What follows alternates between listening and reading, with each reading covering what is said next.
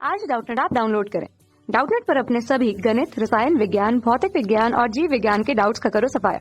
बस प्रश्न की फोटो खींचो, एक ही प्रश्न को क्रॉप करो और तुरंत वीडियो सोल्यूशन पाओ।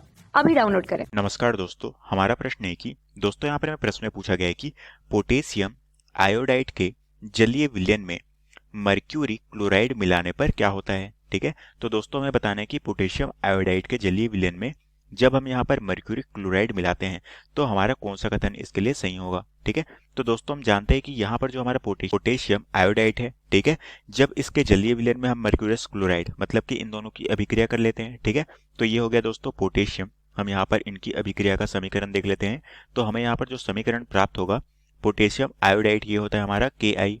ठीक है, ये होता है हमारा पोटेशियम आयोडाइड। उसी तरह से दोस्तों यहाँ पर क्या है, यहाँ पर हमारा है मर्क्यूरी क्लोराइड, जिसके साथ में हमें इसकी अभिक्रिया करानी है। तो दोस्तों यहाँ पर जो हमारा मर्क्यूरी क्लोराइड होता है, मर्क्यूरी मतलब क्या होगा, पारा, जो कि होता है हमारा Hg, और क्लोराइड मतलब क्या है, यहाँ पर हो गया Cl2, तो ये हो गया हमारा HgCl2।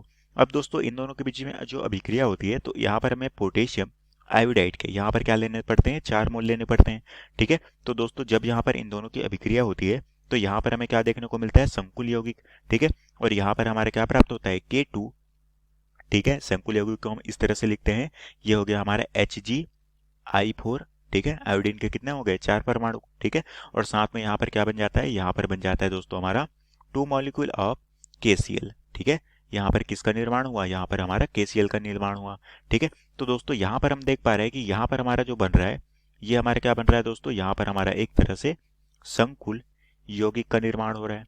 ठीक है, तो दोस्तों यहाँ पर हम इन दोनों को मिला रहे हैं तो संकुल यौगिक का निर्माण हो रहा है, और इसके कारण दोस्तों हम कह सकते हैं कि जब हम इन दोनों विलयन को मिलाते हैं, ठीक है, तो यहाँ पर हमें क्या देखने को मिल रहा है, यहाँ पर हमें आयन की कमी देखने को मिलती है। दोस्तों हम जानते हैं कि यहाँ पर आयन की कमी क्यों होती है। दोस्तों हमारा जो फॉर्मूला होता है, ठीक है, ये दोस्तों हमारा फॉर्मूला क्या होता है, इसे हम जानते हैं del TF is equal to, ये हमारा क्या होता है दोस्तों, इसे हम जानते हैं IKF, और ये होता है हमारा M हमारा क्या होता है दोस्तों, M होता है, यहाँ से हम जानते हैं मोलैलिटी, मोललता के तौर पे। ठीक है, ये होती है हमारी मोललता, और दोस्तों I हमारा क्या होता है, यही होती है दोस्तों हमारे नंबर ऑफ पार्टिकल्स।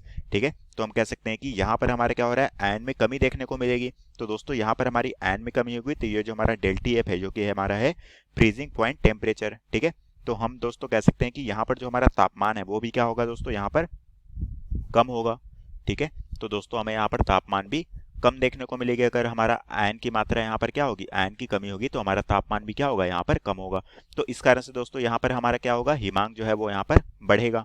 ठीक है, और यही आयन की कमी देखने के कारण, ठीक है, यहाँ पर क्या होता है दोस्तों, यहाँ पर हमारा जो हिमांक है, ठीक है, ये जो हमारा हिमांक है उसमें बढ़ोतरी देखने को मिलेगी। ठीक है, क्योंकि यहाँ पर आयन में कमी होगी, मतलब कि हमारा क्वथनांक कम होगा और हिमांक क्या होगा, बढ़ेगा। ठीक है, अब दोस्तों हम सही विकल्प का चयन करते हैं कि कौन सा विकल्प यहाँ पर सही होगा। तो सबसे पहला विकल्प में बोला गया है कि क्वथनांक अपरिवर्तित रहता है। तो दोस्तों यहाँ पर क्वथनांक में भी परिवर्तन देखने को मिलेगा, क्योंकि यहाँ पर हमारा हिमांक क्या होगा, बढ़ेगा, तो क्वथनांक कम होगा। तो ये ऑप्शन हमारा गलत होगा, क्योंकि क्वथनांक भी परिवर्तित होगा। उसी तरह से दोस्तों यहाँ पर ऑप्शन दिया गया है, ऑप्शन बी में, कि हिमांक में वृद्धि होती है। तो दोस्तों हम देख पा रहे हैं कि जब हम इन दोनों विलयन को मिला रहे हैं तो यहाँ पर संकुल यौगिक बनने के कारण आयनों की संख्या में कमी देखने को मिलती है, और इस कारण से यहाँ पर हिमांक क्या होता है, बढ़ता है। तो हम कह सकते हैं कि हिमांक में वृद्धि हो रही है, तो ये कथन हमारा बिल्कुल सही है। उसी तरह से दोस्तों यहाँ पर हमें बोला गया है कि हिमांक कम हो जाता है। ठीक है, तो दोस्तों हम कह सकते हैं कि हिमांक कम हो जाता है, ये स्टेटमेंट हमारे यहाँ पर गलत होगा।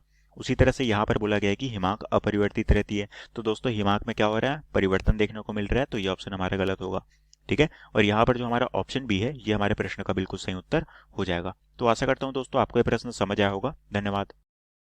कक्षा 6 से 12वीं से लेकर नीट, IIT, JEE वो एडवांस के लेवल तक 1 करोड़ से ज्यादा छात्रों का भरोसा। आज ही डाउनलोड करें डाउटनेट ऐप या व्हाट्सएप करें अपने सारे डाउट्स 8400 400 400 पर।